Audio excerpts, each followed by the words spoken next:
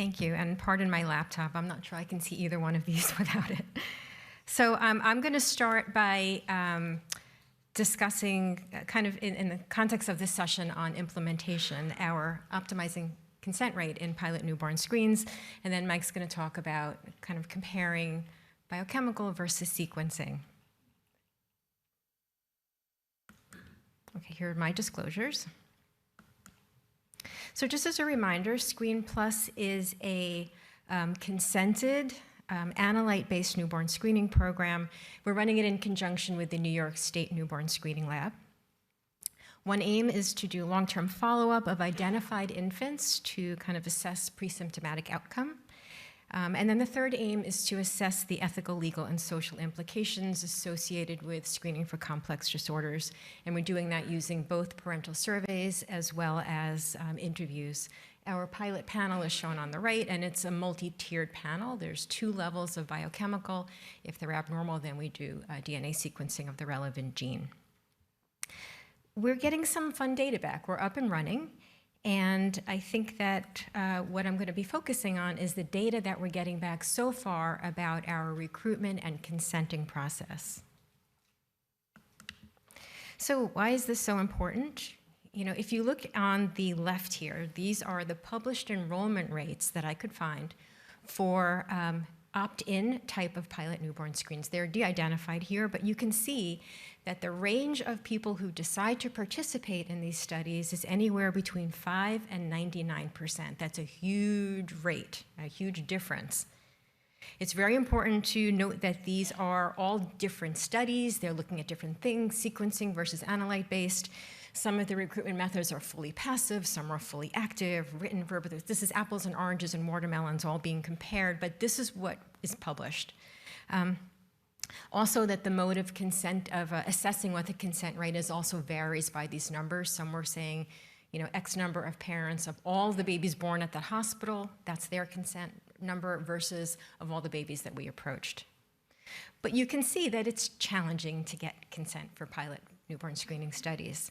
But it's critical. It's critical to all of the work that we've been doing to get these studies up and running, whether it's developing our study goals, choosing our gene lists, getting the infrastructure, getting the funding mechanism.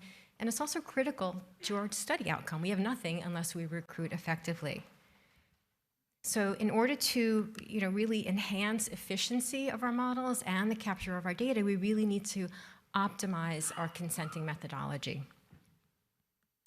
So just as a reminder, this is our ScreenPlus informed consent and engagement process. We have a few consenting modes. Inpatient, where we have a dedicated site recruiter at each of our pilot hospitals. They have direct conversation with the parents within the day or 2 before they're discharged after giving birth. They can either do it in person or by telephone, and they have study materials. Everything's IRB approved, even the scripts are IRB approved. Often, as you'll see, multiple attempts can be made between the recruiter trying to get in touch with that family. We also have after discharge attempts where our recruiters can contact families, they can call them by phone, they can send MyChart messages, which is through Epic or our electronic medical record. They can send a direct link to the family. They can email them and they can text them. And then we also have independent ways for them to consent, where the family can either get a link to a passive e-consent from the recruiter through MyChart, email, or text, or they can scan. If you can see, the bottom is a little QR code. That little QR code is on all of our study materials, on posters, et cetera, and they can scan that and get directly to our eligibility survey and e-consent. To note, all of our study materials are currently translated into the 10 most common languages spoken at our pilot hospitals. Importantly, parents are emailed a copy of the consent. They're also emailed a copy of all the material so that they can refer back to it whenever they need to.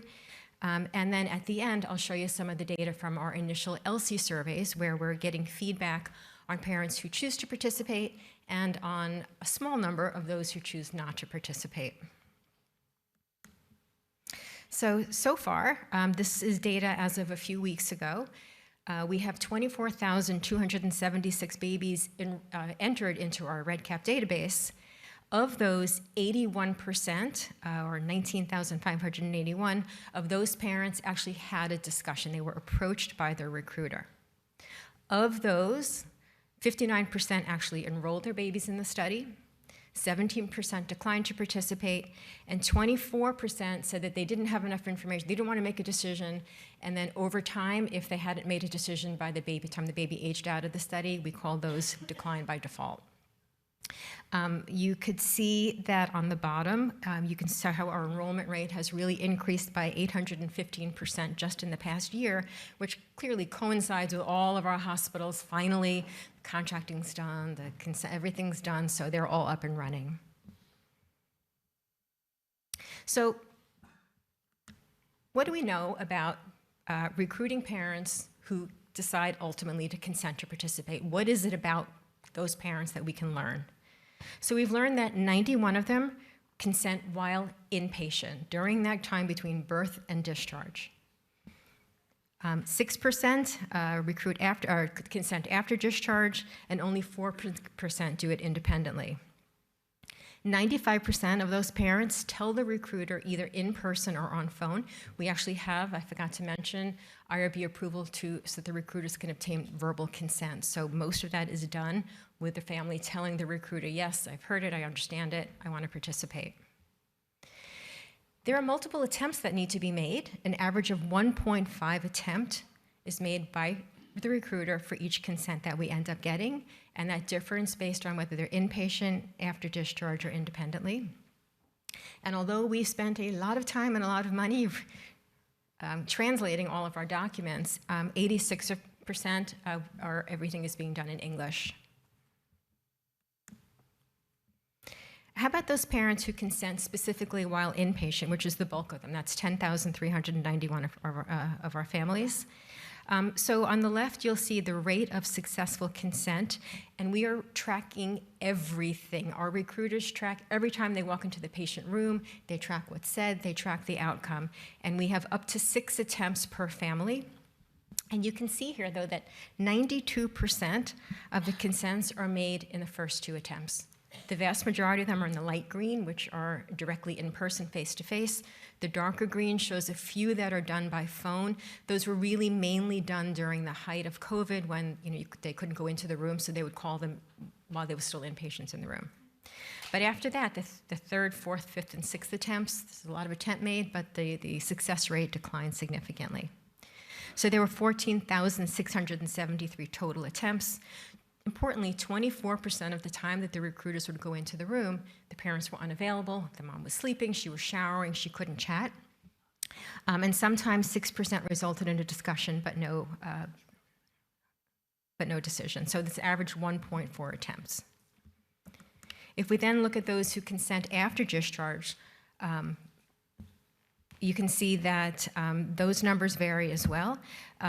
Most of them consent by phone, fewer by MyChart, and very few by text and email. The average attempt after discharge is actually higher. It takes a little longer, 2.5 attempts to get somebody to consent after discharge. And then if you look at the independently obtained consents, 93% of them actually still had some assistance by a recruiter, where the recruiter would send them the link. Even though they didn't necessarily give their verbal consent, they provided them and helped them get where they needed to go. And only 29 people consented using that QR code. We thought that would be the easy way. It's not that effective right now. We're getting some parental feedback about our recruitment process. And what you can see is that the most common reason for participating is that parents want to help families. They want to help other babies. That's the blue line. The green line is that they want to learn more information that can help their child. When we asked them what the most helpful information was, again, it was that direct interaction with our recruiters, as well as all of the study material that we had. When we asked them reasons for not participating, again, most of the decliners don't take the decliner survey, but for those who did, the most common reason is that they don't think their baby needed additional testing. Some of our recruiters have been told that, I did that expanded carrier thing, I don't need it. And that's something that everybody needs to think about, because I think that is interfering with the uptake a bit. And just of note for earlier discussions that we had, the purple line on the bottom is people who said that they don't want to participate because they don't want to deal with uncertain results. 12% of those people who answered said they don't want to deal with uncertainty, and that's why they're not going to participate. So in summary, most consents were obtained in the inpatient setting compared to after discharge and independent enrollment. Direct interactions with the recruiter, either in person or by phone while inpatient or by phone after discharge, resulted in the highest likelihood of consent, but multiple attempts are required. After discharge, emails, texts, and independent enrollment without recruiter guidance were least effective.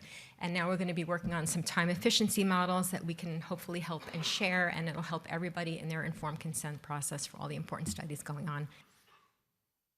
So my lab developed many of the biochemical assays in expanded newborn screening over the past, I'd say, 15 years. So I think I know my way around biochemical newborn screening assays.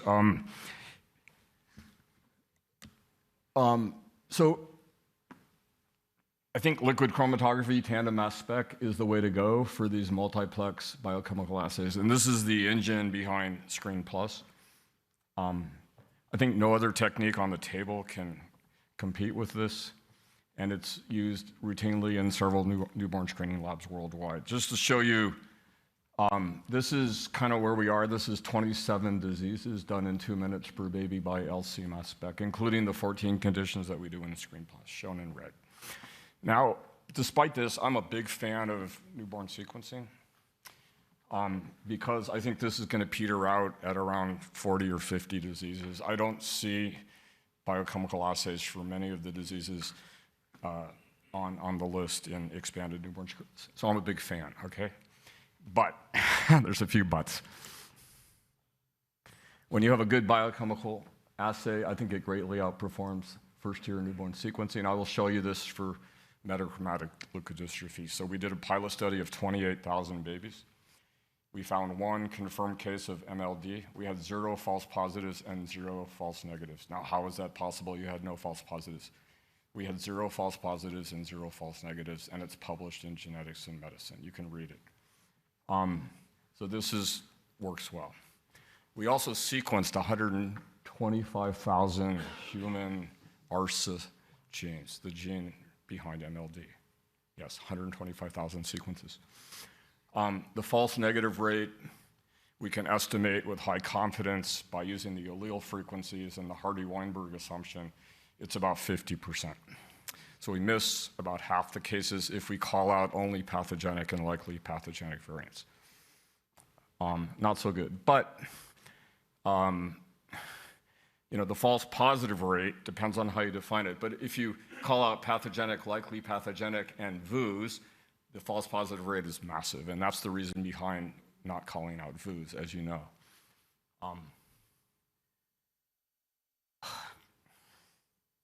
So if you call out humans with 2 or more pathogenic, likely pathogenic, and ignore the VUS, the false positive rate is on the order of a few humans out of 128,000, but they all have late onset genotypes.